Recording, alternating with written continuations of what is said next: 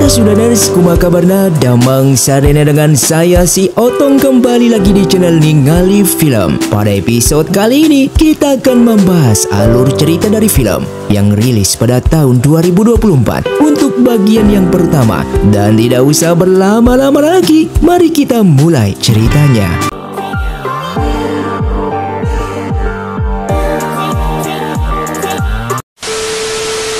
Film pun diawali dengan diperlihatkannya seorang wanita yang sedang bermimpi di kejadian 5 tahun yang lalu, tepatnya di Balai Master Obat yang merupakan tempat tinggalnya yang sedang diserang oleh pasukan misterius. Dan di sana ia yang sedang melihat dirinya sendiri dengan seorang pria yang merupakan kekasihnya sedang melarikan diri. Namun saat itu mereka berdua justru terperangkap ke dalam danau es.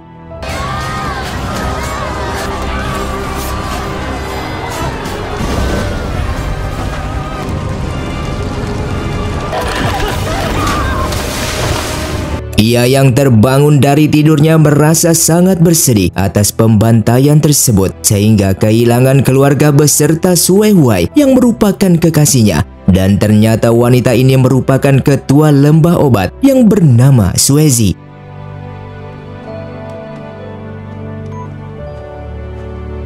Ia yang keluar dari rumah langsung menuju tempat Sue Huai berada yang terlihat membeku. Di sana ia mengatakan kalau waktu cepat sekali berlalu hingga tak terasa sudah 5 tahun ia menjalani kehidupan tanpanya. Namun ia juga masih belum menemukan kebenaran tentang pembantaian tersebut.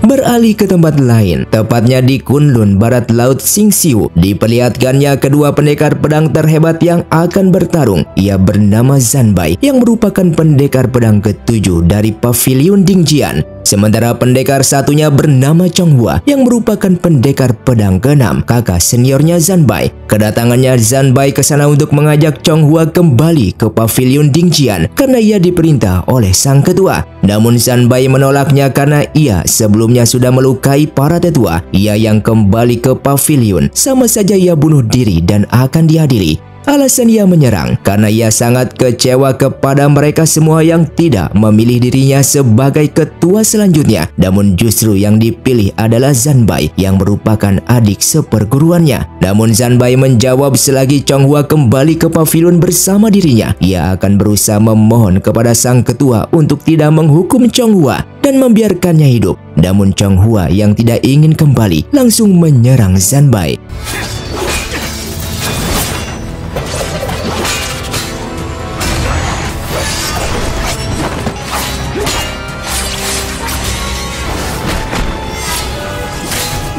Di tengah pertarungan, Zanbai menjelaskan kalau ia tidak berniat merebut posisi ketua pavilion darinya. Namun Chonghua tidak percaya atas perkataannya tersebut. Bahkan ia sangat menyesali ketika ia pernah menolongnya berkali-kali antara hidup dan mati. Andaikan dulu ia tidak pernah menolongnya, mungkin ialah yang akan dijadikan ketua pavilion Dingjian selanjutnya. Zanbai pun menjawab walaupun persaudaraan kita berdua terpecah belah, namun istri dan anaknya Chonghua saat ini sedang membutuhkannya untuk kembali. Akan tetapi Chonghua tetap tidak akan ke pavilion lagi. Dan mulai detik ini ia memutuskan persaudaraan di antara mereka berdua.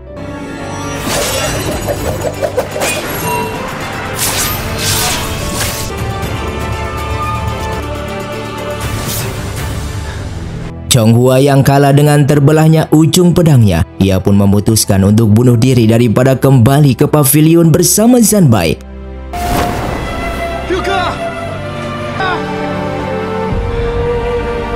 Singkatnya keesokan harinya, diceritakan kalau pavilion Dingjian ini merupakan tempat berkumpulnya 8 pendekar pedang terhebat yang terpilih dari berbagai sekte yang bertujuan demi kedamaian dunia persilatan. Di sana terlihat 2 pendekar pedang lainnya yang berbaju putih bernama Qian Yu yang merupakan pendekar pedang keempat. Sedangkan berbaju hitam bernama Zhao yang merupakan pendekar ke-8. Di sana mereka sedang membicarakan Zanbai yang nantinya akan menjadi ketua pavilion selanjutnya. Maka dari itu, Zhou diperintah oleh sang ketua untuk menjaga dan mengurung Zanbai agar tidak keluar dari kamarnya. Karena mereka yang tahu kalau sebenarnya Zanbai tidak ingin diangkat menjadi ketua pavilion Dingjian selanjutnya. Qian Yu yang mengetahui kalau Zhou saat ini sedang menjaga Zanbai dengan penjagaan para murid seperti itu, ia pun hanya tertawa melihatnya. Karena Zanbai merupakan pendekar pedang terhebat yang bisa keluar dari manapun. Dan setelah mereka berdua masuk ke kamarnya, yang ternyata apa yang dikatakan oleh Qian Yu adalah benar. Zanbai keluar dari kamarnya dengan sangat mudah, tanpa diketahui sedikit pun oleh para penjaga di sana. Dan ternyata ia berada di atas gunung yang sedang menunggu burung elang salju miliknya untuk kabur dari pavilion. Tak lama setelah itu burung miliknya pun datang dan Zanbai langsung memarahinya karena sudah terlambat. Namun tiba-tiba ia kedatangan seorang kakek tua untuk menjemputnya. Yang ternyata kakek ini bernama Yanqi yang merupakan ketua pavilion Dingjian yang langsung memarahinya karena sudah lantang keluar dari pavilion tanpa seizin dirinya. Di sana Zanbai beralasan kalau ia ke gunung belakang karena ingin melihat daun pohon mapel yang begitu indah dan untuk menghirup udara segar. Namun sang ketua tidak percaya akan alasannya itu dengan menganggap kalau Zanbai ini masih belum bisa melupakan kematian dari kakak seniornya yaitu Chonghua. Mungkin saat ini semua orang telah menganggap kalau Zanbai lah yang telah membunuh Chonghua dengan membawa sebilah pedang Bai Hong yang patah. Namun tidak untuk dirinya yang percaya kalau Zanbai tidak membunuhnya karena ia tahu bagaimana ikatan persaudaraan mereka berdua di saat dulu yang saling membantu satu sama lain dan tidak mungkin Zanbai lah yang membunuhnya. Oleh karena itu ia memintanya untuk tidak memikirkan kematian Chonghua lagi karena itu bukan kesalahannya. Lalu datang seorang pelayan yang melaporkan kalau Mo yang merupakan andaknya Chonghua sedang dalam keadaan kritis. Terlihat Qiu Sui yang merupakan istri dari mendiang Chonghua memaksa sang tabib untuk menyelamatkan bayinya ini yang bernama Mo. Namun sang tabib menjawab kalau penyakitnya itu tidak bisa disembuhkan. Namun Qiu Sui tetap memaksanya. Tak lama kemudian Zanbai bersama ketua pavilion pun datang ke sana dan Qiu Sui meminta sang ketua untuk menyelamatkan bayinya ini karena hanya bayi inilah harapan ia untuk menjalani kehidupan nantinya.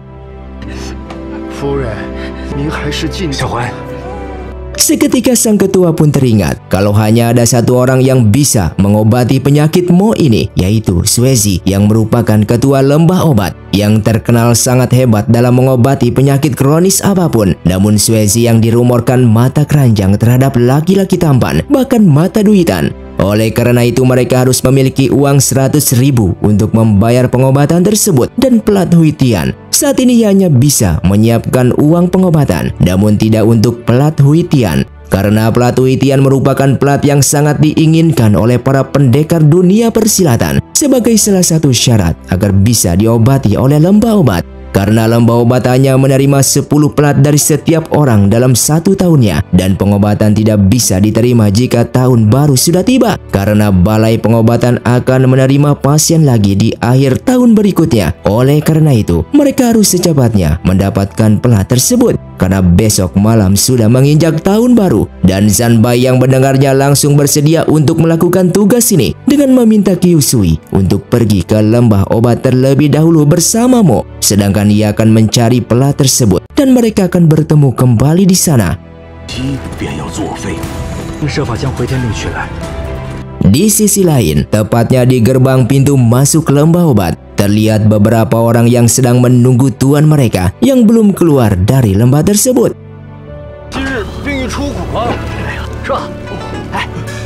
Dan setelah itu tuan mereka pun akhirnya keluar dengan kondisi tubuhnya yang sedang menggigil kedinginan tanpa pakaian luar. Pria ini bernama Xuan Yuan yang merupakan master judi dan kedatangannya ke sana untuk menantang Suezi bermain. Lalu salah satu murid senior lembah obat yang bernama Feng Liu ini langsung menjelaskan kalau Xuan Yuan telah kalah telak. yang membuatnya kehilangan banyak uang dalam sekejap. Bahkan pakaian berharganya pun nekat digadaikan demi mengalahkan Xuezi. Namun nyatanya Xuan Yuan tetap kalah. Lalu ia pun meminta mereka semua untuk pergi dari sini dan harus kembali dengan membayar hutang yang belum lunas.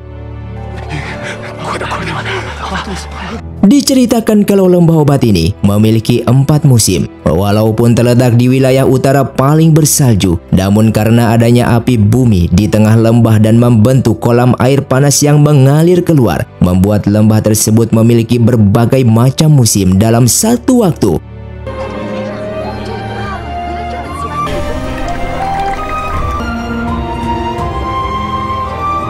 Feng Liu yang menemui sang ketua dan menjelaskan kalau ini merupakan hasil yang mereka dapatkan dari kekalahan Xuan Yuan yang ia bawa semua tanpa sepeser pun berkurang. Suang yang merupakan murid senior juga mengatakan kalau uangnya memang tidak berkurang, namun reputasi lembah obat semakin buruk yang menganggap kalau sang ketua mata duitan. Ditambah lagi dengan perjudian ini yang semakin tercoreng namanya. Dan Xuezi menjawab jika ia tidak berusaha mencari uang, bagaimana ia bisa menghidupi kalian semua? Feng Liu yang begitu senang mendapatkan uang yang banyak karena nanti malam mereka akan makan banyak dengan hidangan yang begitu lezat untuk melewati malam tahun baru ini. Sesaat Suang mengatakan kalau mereka baru mengumpulkan 9 pelat Huitian di tahun ini, yang biasanya setiap tahunnya mereka dapatkan 10 pelat, yang artinya satu orang yang mendapatkan pelat terakhir tersebut belum bisa membawanya ke sini. Singkatnya malam tahun baru pun tiba. Terlihat para murid dari lembah obat pun sedang merayakannya dengan menyalakan kembang api dan makan minum bersama-sama.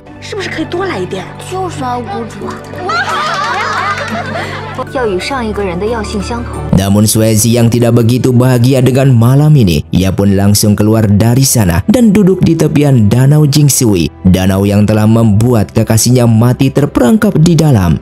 Lalu datang seorang wanita tua yang bernama Nenek Ning yang langsung memakaikan pakaian tebal kepada Xuezi agar tidak kedinginan. Di sini ia mengatakan kalau waktu sudah berlalu lama dan ia meminta Xuezi ini untuk tidak memikirkannya lagi. Karena bagaimanapun juga orang yang sudah terpendam di dalam es tidak mungkin hidup kembali.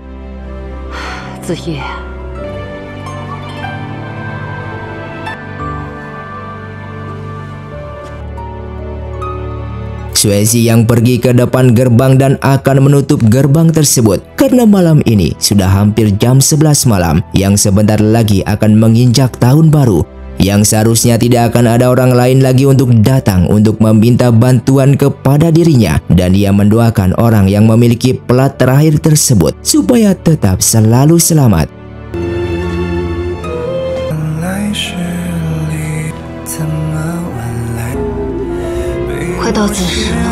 Namun ketika ia akan menutup gerbang, tiba-tiba datang suara elang dari belakang yang merupakan milik Zanbai. Bahkan pedang miliknya pun langsung menghalangi tutupnya gerbang tersebut. Xuezi yang mengetahui kalau pedang ini merupakan pedang Mohun, yang pemiliknya adalah pendekar ke-7 dari Pavilion Dingjian, yaitu Zanbai. Zanbai yang datang langsung memberikan hormat kepada Xuezi. Namun di sana Xuezi yang melihat ketampanannya langsung menggoda Zanbai, yang membuat Zanbai menyadari kalau rumor tentang ketua Xuezi yang merupakan mata keranjang ternyata itu bukanlah rumor belaka, namun melainkan sebuah fakta. Di saat Xuezi ingin memeriksa lukanya Zanbai, seketika Zanbai pun menolaknya karena ia bukanlah pasien yang ingin diobati olehnya. Namun pasien tersebut belum datang dan ia meminta Xuezi ini untuk menunggunya sebentar. Xuezi yang menolak karena waktu sudah habis yang menandakan pukul jam 12 malam, sehingga ia tidak akan menerima pasien lagi di tahun ini dan akan menerima pasien kembali di akhir tahun berikutnya. Zanbai yang terus memohon karena pasien ini dalam keadaan sekarat, namun tetap saja Xuezi menolaknya karena itu merupakan sebuah aturan darinya yang sudah ia jalani selama bertahun-tahun.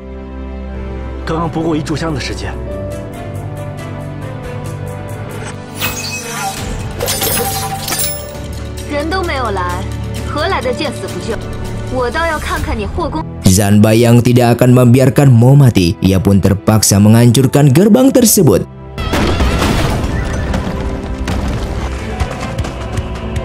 Suezi yang mengetahui hal itu langsung memerintahkan muridnya untuk mengaktifkan formasi batu Feng Shui.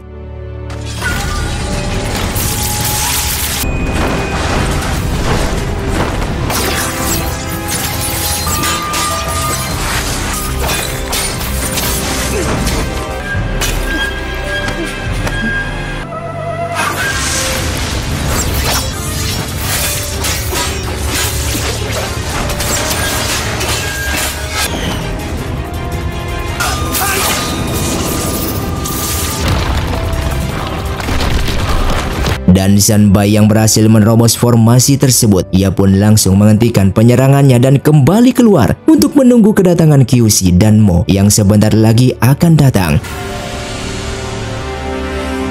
Sesaat para murid di sana bertanya-tanya kenapa Zanbai tidak menyerang mereka, padahal formasi itu sudah dihancurkannya. Dan Suezi menjawab kalau Zanbai ingin membuktikan kepada mereka kalau usaha manusia mampu mengalahkan sebuah takdir. Setelah keluar gerbang, Zanbai pun langsung memberikan hormat kepada Suezi dengan meminta maaf kalau ia yang telah menerobos formasi karena keadaan terdesak, dan jika memang menyinggungnya maka sang ketua memohon untuk memaafkannya dengan memintanya untuk mengobati pasien yang sebentar lagi akan datang ke sini.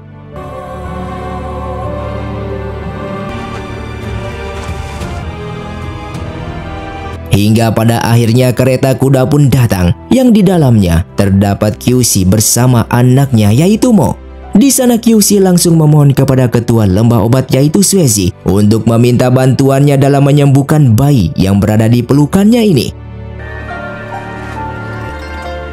Dan Suezi yang telah melihat bayi tersebut langsung mengatakan kepada mereka semua kalau pelat yang dibawa oleh Zanbai itu merupakan pelat pertama di tahun baru ini, sehingga ia akan menerima pengobatan tersebut. Singkatnya, Mo yang akan diobati oleh Suezi yang sedang mempersiapkan segala pengobatannya.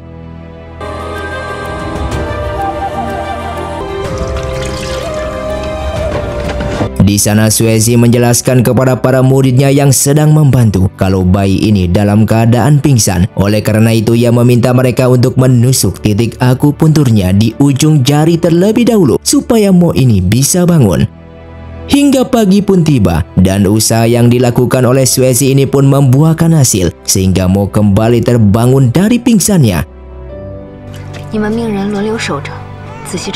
Suezi pun langsung menemui Zanbai dan Kyushi di luar dengan menjelaskan kalau Mo sudah kembali sadar. Namun karena Mo terlahir secara prematur yang memiliki kelemahan bawaan sejak lahir, tubuhnya yang rapuh dan kurang kuat sehingga energi positif di dalam tubuhnya sulit bertahan dan bisa dibilang penyakitnya sudah parah, bahkan nyawanya sangat terancam dan sangat jarang ada yang bertahan hingga sampai saat ini. Namun ia juga memiliki cara lain untuk menyembuhkannya dan meminta mereka untuk tidak menemui Mo selama 3 hari ke depan. Singkatnya, di malam hari, Suezi yang pergi ke Danau Jingsui untuk menemui jasad Sui Huai, dan di sana ia menjelaskan kalau ia bertemu dengan seorang pria yang berusaha keras untuk menyelamatkan seorang anak, sama seperti dulu di saat Chong Hua yang berusaha keras ingin menyelamatkan dirinya di saat mereka terjebak di danau es ini. Dengan waktu bersamaan, Zanbai yang juga masuk ke wilayah Danau Jingsui ini dengan melihat pemandangan kabut yang sangat lebat. Sesaat ia pun teringat akan kakak seperguruannya yaitu Chong Hua yang ia anggap sudah mati. Dan hari ini merupakan hari di mana mereka berdua telah bersumpah sebagai saudara angkat.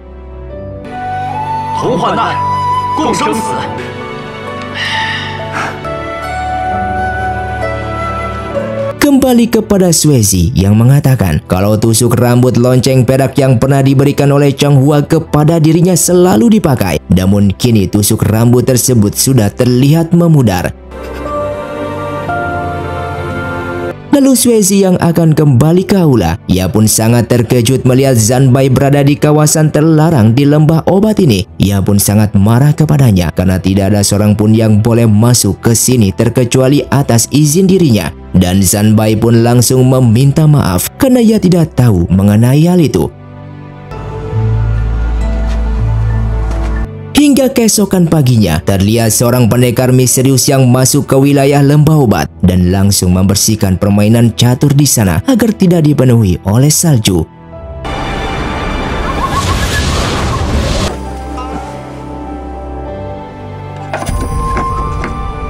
Lalu setelah ia pergi, Xuezi bersama para muridnya datang ke sana dan Xuezi merasa heran kenapa bidak catur ini seketika berubah posisi sehingga ia menyadari kalau ada seseorang yang datang ke sini.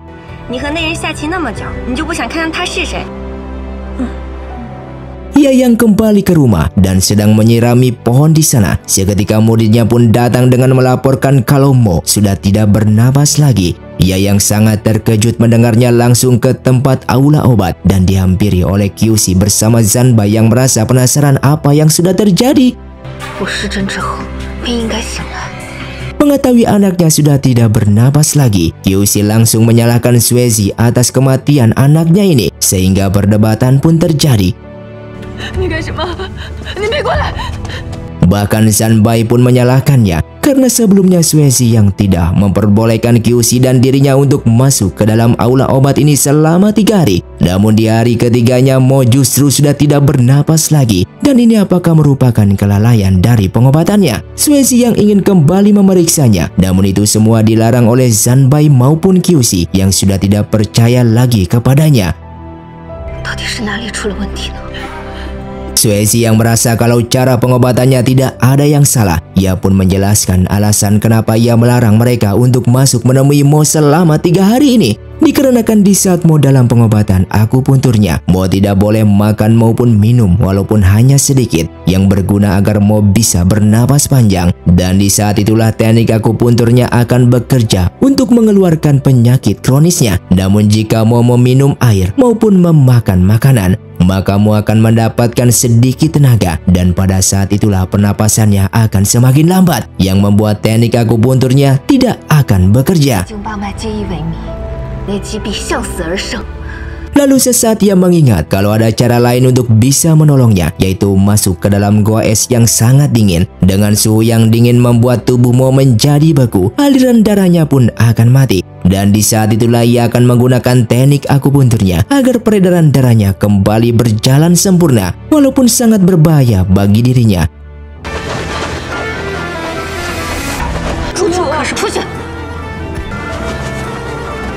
Singkatnya, ia yang sudah berada di dalam seorang diri dan langsung menggunakan teknik akupunturnya.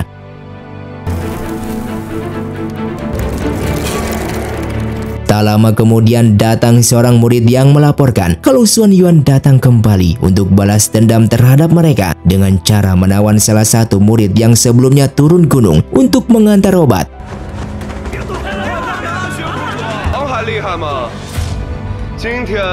Mereka berdua yang tidak ingin keluar dari pintu tersebut karena takut jika teman yang ditawan oleh Xuan Yuan akan dibunuh jika mereka salah langkah. Namun di belakang terdapat Zanbai yang mengikuti mereka berdua dan menyuruh mereka untuk membuka pintu gerbangnya. Di sana Zanbai meminta Xuan Yuan bersama pasukannya untuk melepaskan murid tersebut. Namun mereka yang tidak peduli akan hal itu dan tetap ingin membunuh murid ini karena kemarin ketua balai obat sudah mempermalukan dirinya. Oleh karena itu, ia pun langsung memerintahkan pasukannya untuk membunuh Zanbai. Namun dalam pertarungan tersebut, Zanbai hanya dengan tangan kosong mampu mengalahkan mereka semua.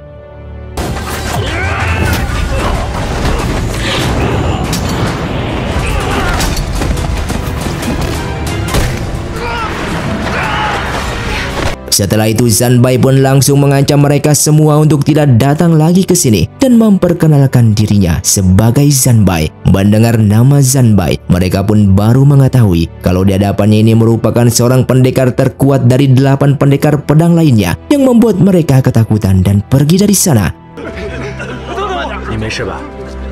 Kembali kepada Xuezi yang berusaha sekuat tenaga untuk fokus melakukan akupuntur terhadap bayi tersebut. Walaupun ia memiliki penyakit dingin yang kemungkinan ia tidak bisa bertahan lagi, namun demi menyelamatkan bayi ini, ia rela melakukan apapun.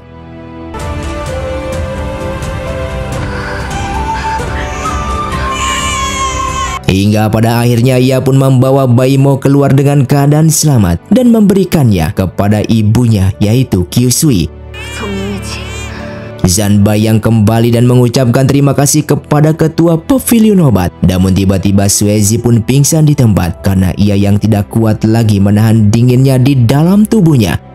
Suang lalu meminta mereka semua untuk membawa sang ketua pergi ke lembah taman musim panas karena di sana terdapat kolam air panas, dan mendengar hal itu Zanbai pun bersedia menolongnya.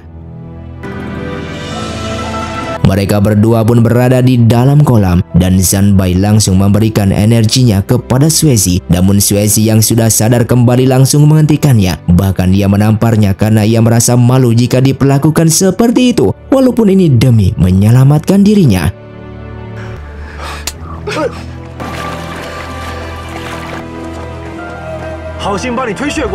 Dan ketika mereka berada di dalam, Suezi menceritakan di saat ia melakukan pengobatan terhadap Mo kalau ia menemukan tenaga yin berada di tubuhnya yang menyebabkan penyakit itu terus menyerang. Hal itulah membuat ia tidak bisa menyembuhkannya lagi. Walaupun ia menggunakan gua es, namun ternyata hasilnya hanya sia-sia. Dan film pun bersambung. Terima kasih untuk kalian yang sudah menonton video ini sampai habis. Sampai jumpa di video selanjutnya. Saya pamit ulang dari ningali film. Saya undur diri dan salam Sundaders.